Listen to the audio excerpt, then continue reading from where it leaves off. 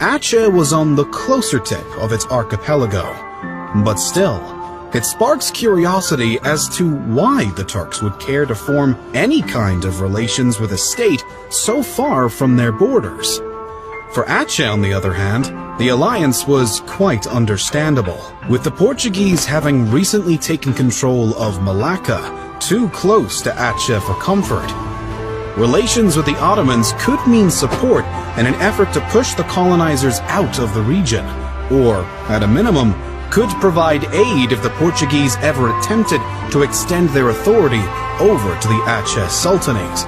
Additionally, Sultan Alauddin of Aceh was eyeing some expansion of his own, hoping to make some moves towards Sumatra, and potentially do so with Ottoman assistance. According to Portuguese Admiral Fernão Mendes Pinto, the first Ottoman fleet was said to have visited Aceh carrying 300 Ottoman troops of varying ethnicity from within the empire's territory, and arrived in 1539. In 1564, the Ottoman Sultan, most famously known as Suleiman the Magnificent, received an embassy from the Achenese Sultan Alauddin Riayat Shah al-Qahar. Alauddin also sent a letter to the Ottoman leader, referring to him as the Caliph of Islam. Sultan Suleiman died only 2 years after receiving the embassy from Aceh, though, which left the political alliance in the hands of his son and successor, Selim II. Thankfully for Sultan Alauddin, Sultan Selim was eager to strike up further friendly relations with Aceh and ordered an expedition to be sent to their allies, consisting of soldiers, engineers, weaponry, ammunition, gunsmiths, and 15 galleys.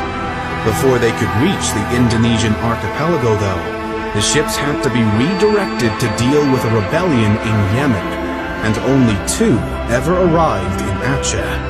The Ottomans would go on to send multiple fleets in addition, and continued to improve their ties with the Achenese. Oddly though, when Sultan Alauddin decided to besiege the Portuguese-controlled Malacca, Sultan Selim does not seem to have sent any reinforcements.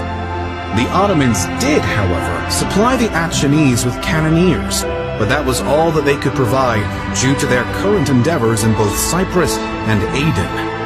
The Achenese, maybe because they lacked Ottoman support, were unsuccessful in their incursion on Malacca, although they did manage to weaken the Portuguese enough that the Sultan of the Moluccas would later push them out.